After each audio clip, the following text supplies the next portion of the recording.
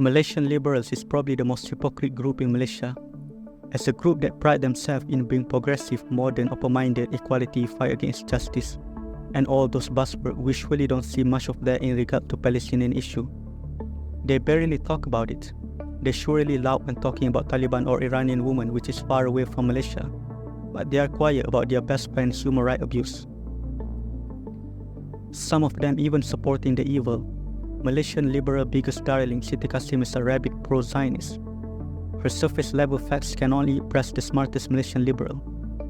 No, if you actually want to be technical, the Jews is the descendant of Abraham. Abraham didn't come from Levantine. He was from Ur, Iraq. When he went to Palestine, there was already a group of people that lived there called Canaanites. Even Judeo-Christian God forbids Abraham from marrying the Canaanites. Israelites got the land by committing genocides on the Canaanites. According to their own scripture, Islam didn't occupy the Levantine. Islam is not a race. The Arabs did. But the majority of modern Palestinians has a direct roots to the Canaanites. They were not replaced, but their culture were. Many DNA test studies have proved that the Palestinians are native to the land. Siti Kasim even denied Palestinian suffering by quoting Israeli sources. For liberals like her, human rights groups are the most trustworthy sources regarding any issues, especially when talking about Islam.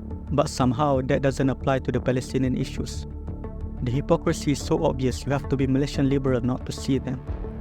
Siti Kasim would turn into nationalist just to go against any effort made to spread awareness about Palestinian issues. Complaining about stamps, but I bet if the stamp is about Iranian women, she would be the first one to support them. You don't really see most liberals condemning her, either from politics or most liberal media, because they are like her. Malaysia Reddit groups is probably the most fanatical pro-Zionist Malaysian groups ever. Aside from complaining about Islam every day to mask their failure in the competitive capitalist world that they advocate for, let's face it, if they are rich, they won't be complaining online all the time. They also seems to have a soft spot for Israel. You can't post much regarding Palestine as it has nothing to do with Malaysia. But you surely can post about Taliban or Iran. They're still spewing Zionist propaganda and the intellectuals in the Malaysia Reddit believe this. Let's talk about one of the Zionist propaganda, which is mass rape.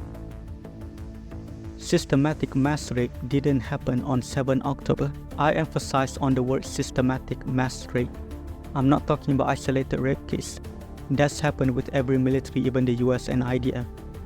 I'm talking about mass rape as a weapon of war. This didn't happen. Even NYT that makes an article about Hamas rape couldn't provide concrete evidence. They used Gal Abdush as an example of a woman that had been raped on that day. But her family comes forward and denies that happened. The Times, in its big December investigation into sexual violence, leads with this, and about a third of the article consists of her story. And it's immediately undermined because the woman's sister then posts on Instagram immediately afterwards, this isn't true, we know she wasn't raped. If you believe that mass rape happened in the middle of the chaos of 7 October, then it must be easy to find victims and evidence, right? We are talking about many women being raped, but as of now, there is none.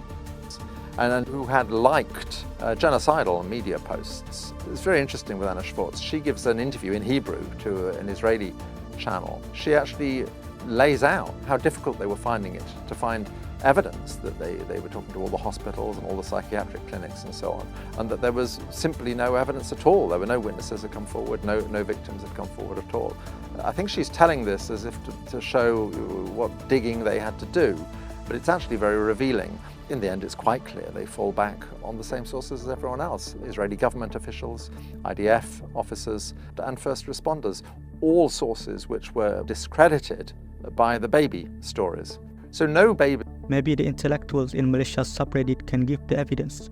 The irony is that these people live in their bubbles. They love to ban people that challenge them. And they think that they are some type of intellectuals and look down upon those poor Malays and Muslims. Let's look at the politics. One of the most outspoken DAP men, Nga Komin, slams anti-Israel boycott as it can hurt the economy. This sentiment is shared with many liberals in Malaysia. Explain to me how does boycotting one of your billionaire buddy coffee can hurt the economy? You know people will still buy from other businesses, right?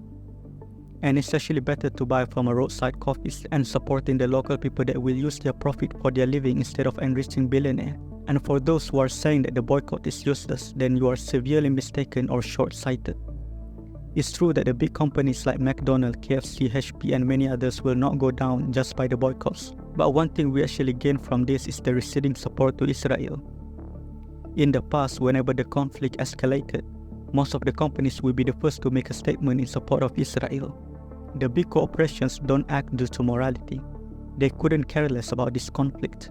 They are populist, so they will support Israel due to strong Western society support toward Israel in the past. Now the support toward Israel is rapidly declining in the West, plus the significant damage from the boycott to their profits. They will think twice before issuing any statement in support of Israel. And this is not only applicable to big companies but to the celebrities and all the morally corrupt entities that only care about earnings and popularity. They will support what most people support. We can see that even McDonald's has to buy back Israel franchise because they want to avoid giving image that McDonald's support Israel. A significant blow to Israel's support from big companies, celebrities, organizations is important for Palestinian cause.